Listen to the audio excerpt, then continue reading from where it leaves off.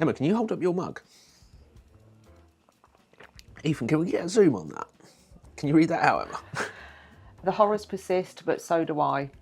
I feel that is the story of my life at the minute. Well, I was going to say that this temperature's this week, but if you want to say your life, then, you know. It is what it is. That's yours. Which one have I got? Oh, this is the one that you got me. I just turned the big 3-0. And Emma's kind gift to me was this mug, which says, "Please be patient with me. I'm from the 1900s." Honestly, there's nothing more depressing when you see someone's email address and it's, you know, jimbob2003@gmail.com. Although I don't know anyone that's born from 2003 that's called Jim Bob, but Just you be get the really point. careful. I'm like one of the older people in the office. Thanks for that. It's fine. I can get away with it. Yeah, I love that mug. You can't be a good office mug. Why are we even filming the episode Hot Take when it's this hot outside? I think it's something like 35 degrees. I haven't even dared poke my head outside. It's that hot. No. Luckily, the office stays quite cool, which is nice. And thanks to this bad boy, we've been managing all right. But yeah, why are we filming? We're surely going to risk losing loads of followers if we do this. So we do get a lot of stick from people saying you must have an absolute nightmare selling heating in this weather. And do you know what? They have got a point, but we do deal with so many people that know they've got an issue with their heating, and come the colder weather, if you haven't got that sorted, you're going to have to deal with it at some point. And summer is a great time to get it sorted. For one, we've got our biggest sale on, 37% off across the range. And number two, you can get in an installer quickly. You know, there's less pressure than if you're trying to do it in winter time when you really need that heating working. Get it done in the summer, you know it's working, and you're good to go when the cold weather arrives. Yeah, we spoke about this on last episode. Springtime is the devilishly quiet month for heating businesses like ours, because that's the time where you're going into the warmer weather. You're not going to necessarily consider your heating going into the warmer weather. But we all know that what follows summer is winter. Yeah. So I think the timing's absolutely crucial there. But no, these hot takes have been honestly such a joy to film. So far we've had the first one with Ben, then Shannon, then Charlie, and then brother-sister combo. So this is a big reward for people that have been following us from the start for these episodes. And it's been great. Ben was all the tech and going in a deep dive onto the Crest fan. Shannon, it was the stuff you don't see, the stuff behind the scenes, so customer service, history from when she first joined over a decade ago, which is crazy. Charlie, it was crazy installs, so where have our heaters ended up that we don't necessarily call comfort heating? So rhino enclosure, giraffe enclosure. We spoke about, what did we talk about, Ethan? It was chocolate. Yeah, the you know, the aero bars, Yeah, I remember that. and they have this kind of book machine where the chocolate presses together and it was getting stuck, couldn't open. Yeah. She was talking about the radiant heat on that to make sure that the machine. I was devastated she did not come back with free samples from that site visit. They just throw it away. Yeah, literally, there's a big bin of them. Yeah, because she said they mix the mint in. Yeah. Then that you can't just reuse that. You don't want to get a Mars bar and it's got mint in it or something. I would argue that, but that's just me. So what are we going to talk about? Well, we run a business together. We do. It's a small family business. We've got our challenges like so many other businesses out there do. And I think, especially in this economy, we need to talk about it. I love the how my algorithm has slowly but surely moved to fellow business owners who talk about the trials and tribulations of also needing to do social media. We're all part of a community now. We are one big family. Unhappy family. And I think we take the record because we are 12 years late to the party. But we are fashionably late, surely. Better late than never. Better late than never. Better late than never. No, it's been great. The hardest bit was initially getting onto camera. And a massive thank you to people that have followed us at this point and supported us, whether it's a comment or anything at all. We massively appreciate it. We admit we've done things back to front. We started in your front room, and then we built up and built up, and here we are today. And we want to show it off to you guys, what's going on behind the scenes, and the printing that we do now, the outdoor heating that we do now, the fact we do heaters on the ceiling with built-in LED. We want to show off all these cool things, but we want to do it in the medium of the socials rather than the way that we was doing it beforehand. So I think it's important to keep in mind things change quickly. Our product range isn't static. We do regularly bring in new lines, and other lines get phased out depending on popularity and also technology changes. So we have to always keep in mind that things are changing. We always need to make sure that what we offer is current, it's efficient. Are we using the best materials possible? What's the science saying? Nothing just stays the same. It's also not skipping the obvious. For us, we've worked with infrared heaters for so long now, there's that little temptation that, it's another day. But I don't get bored. Take, for example, when we do the home building shows. Someone walks into the setup that we've got, and they stood there and they go, where's that heat coming from? And then the penny drops. Oh, it's that picture on the wall. That is such a cool moment. And that is why I think social media can benefit us so much, is we can show to people more how it works. Educate people. This is an infrared heater. This is the way that it feels. This is the way that it looks when it's installed. This is how it works. Because outside of the video content, how are you going to do that? We either need a shop, do more shows, or have people come visit you. Whereas I think this is a good halfway house for people that want to learn about it and see about infrared heaters, but might live far away. I mean, I view our website, it is our shop front. The same with our Facebook page, Instagram page. People can see us, they can see the heaters, but we've always been big on dealing directly with people. We're a people business, and we do have a showroom that people can come and visit. You can see the heaters on the wall, you can see them working.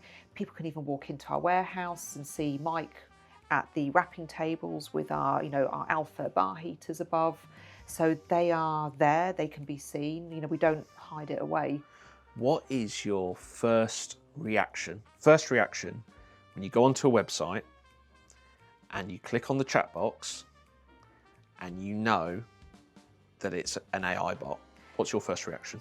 It is my pet hate. Like, I get AI, it's important, it's gonna, will it take over the world? I don't know. But when I'm trying to deal with a return, I hate getting those automatic answers. I just want to speak to a human.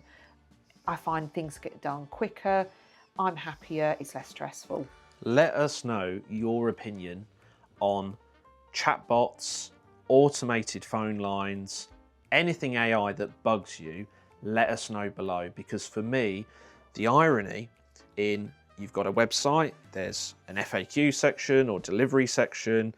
No, my answer's not in there. That is why I need to speak to a person to ask the question that's not already covered. And I know that the AI chat is just drawing information from the FAQ section that I've already looked through.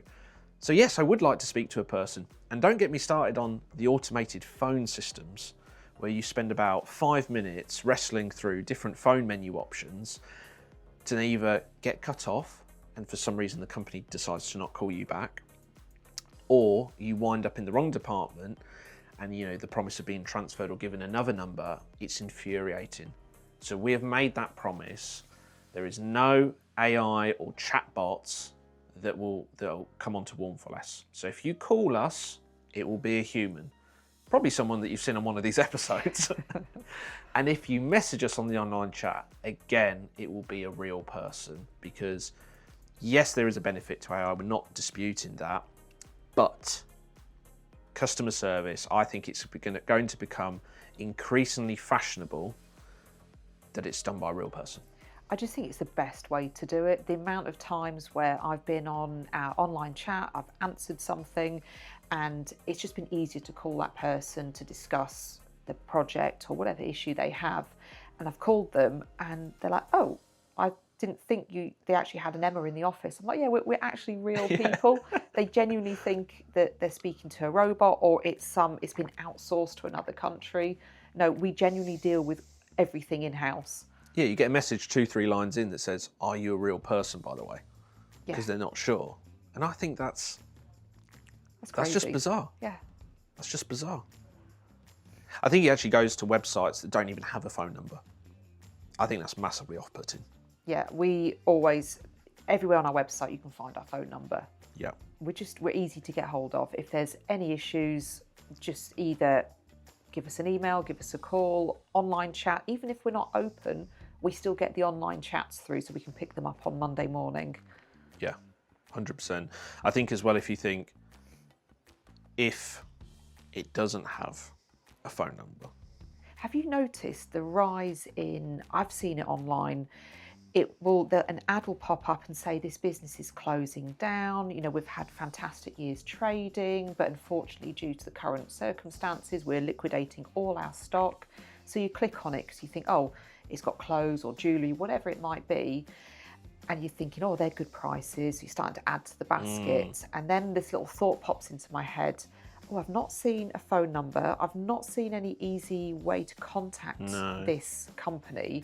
Then I go to the Contact Us page, and at the bottom you see an address in China. And this has apparently become a big thing where firms overseas are setting up these Facebook pages, these websites on the premise that, oh, it's shutting down, you're getting a great deal.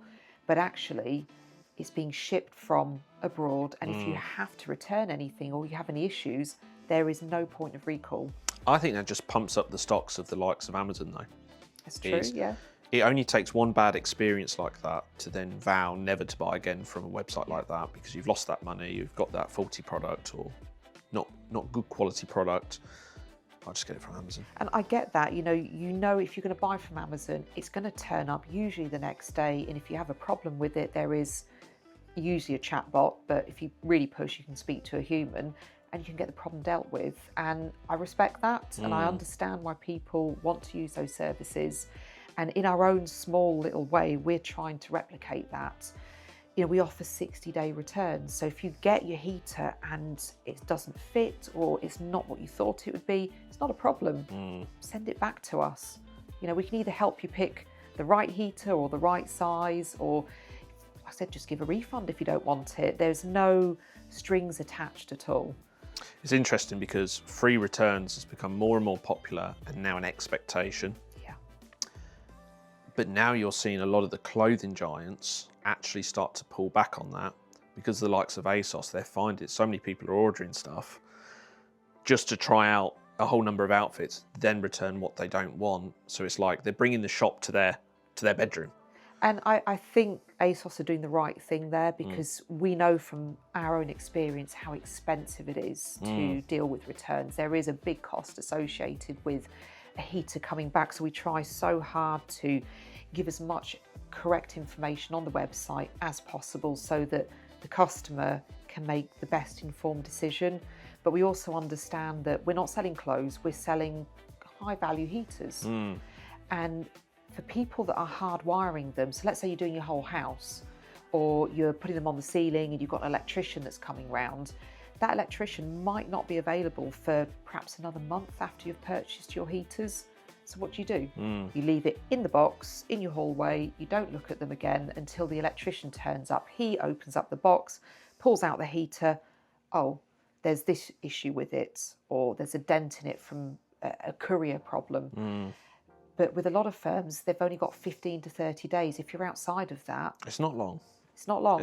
I think when you've got this type of product that often is hardwired, I think you need to have that longer returns period, which is why we've put it in place.